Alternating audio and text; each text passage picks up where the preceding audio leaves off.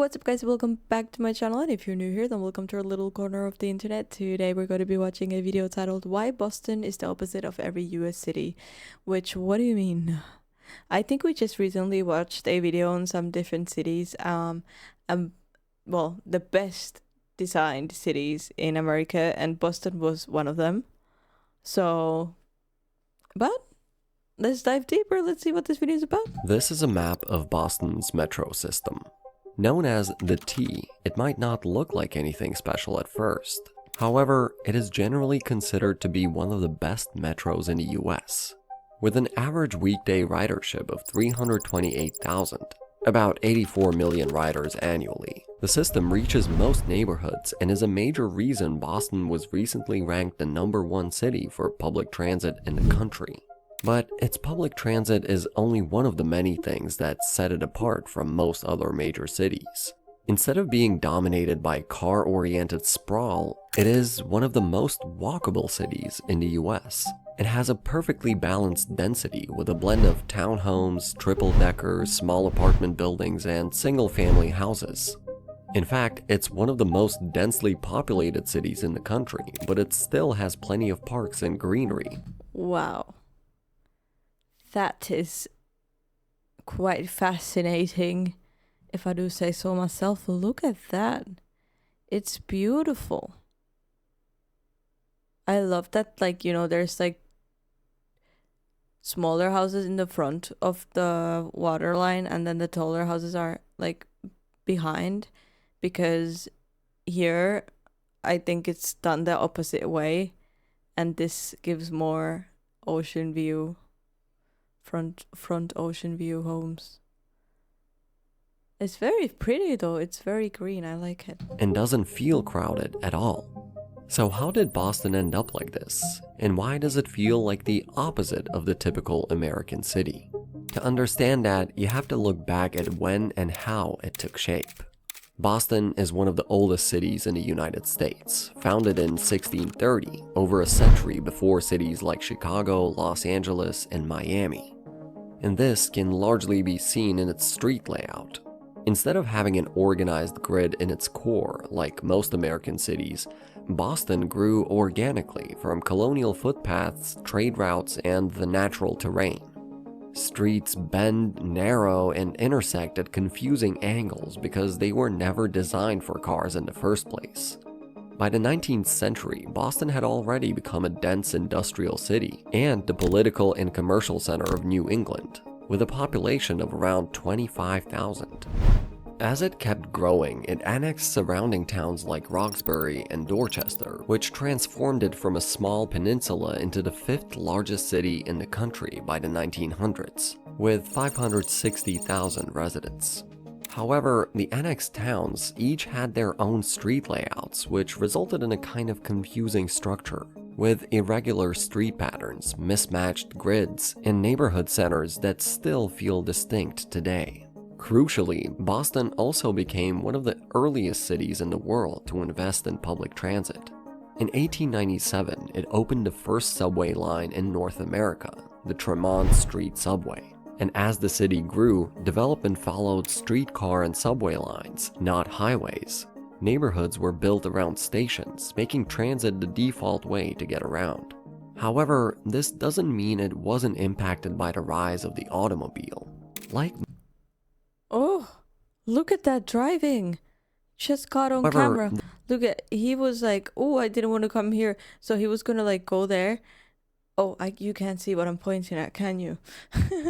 This car right here, the black one right here, was going to come to this lane, but then because he doesn't want to come here, and then he couldn't because there's other cars, so he nearly stopped in the middle of everything. That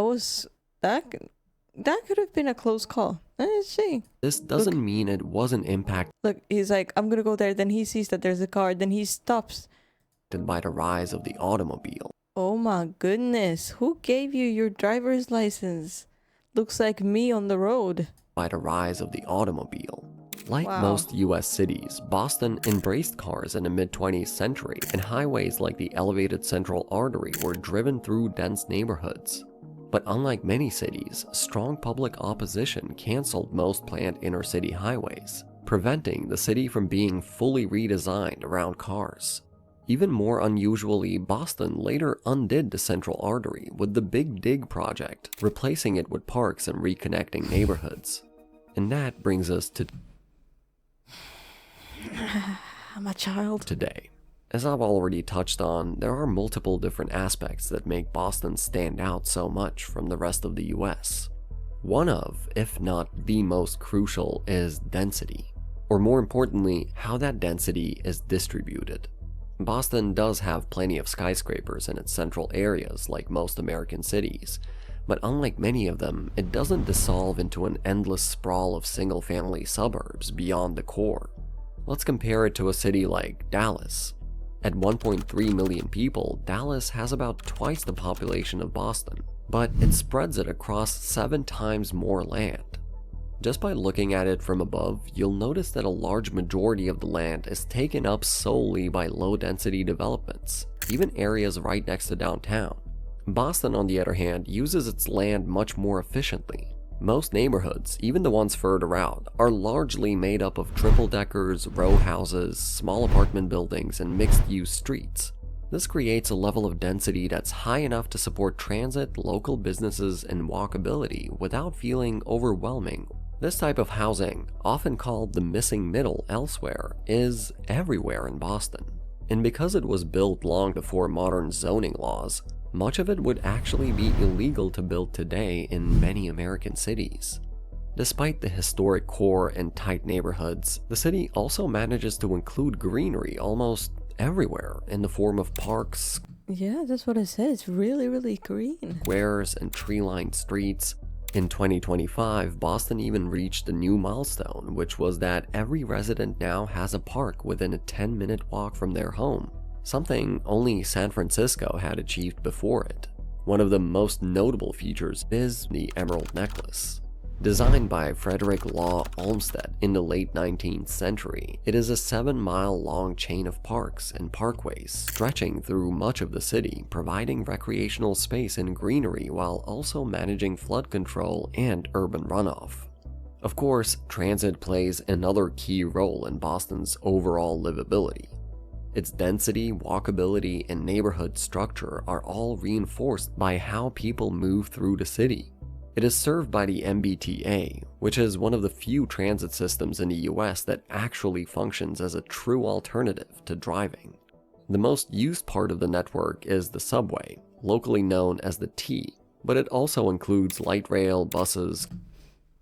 I can't I know about the T because there is a Netflix series that's called Love on the Spectrum that I was watching, and there's a girl who loves the T, the metro. It's the best one in America, and I believe her.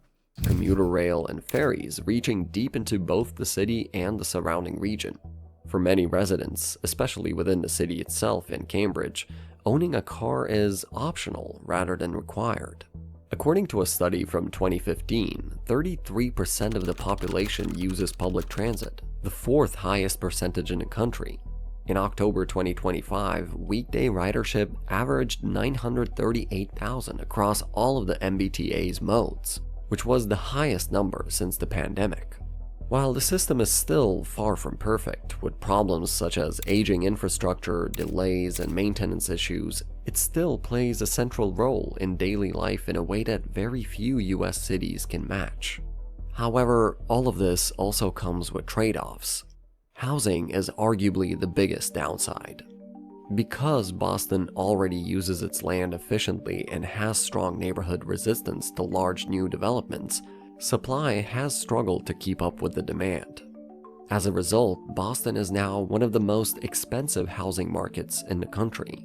The median home price in the city itself currently sits at around $850,000, while prices for single-family homes in Greater Boston recently surpassed the $1 million mark. Many lower and middle-income residents are being pushed farther from the city core, even as jobs remain concentrated within it. Another challenge is traffic. Ironically, despite being one of the least car-dependent major cities in the US, Boston consistently ranks among the top 5 worst cities for congestion. The same historic street layout. I mean, that kind of makes sense since it wasn't really built for cars. That makes the city walkable and human-scaled also makes it poorly suited for modern car volumes. Makes sense. Narrow roads, irregular intersections, and limited highway access mean traffic has very few places to go.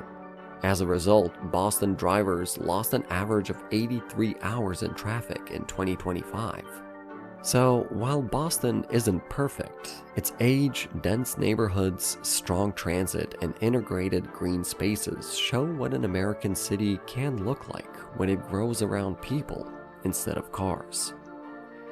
Thanks for watching. This is... Well. Boston does look very nice to live in. Honestly, it looks very kind of family friendly. I wouldn't know because I'm not from there, but you guys can tell me if I'm correct.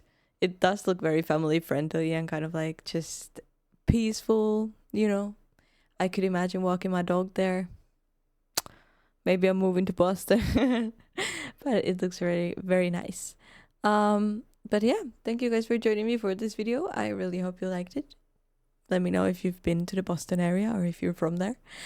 Please leave a like, subscribe if you haven't yet, and I'll see you guys in the next video. Bye!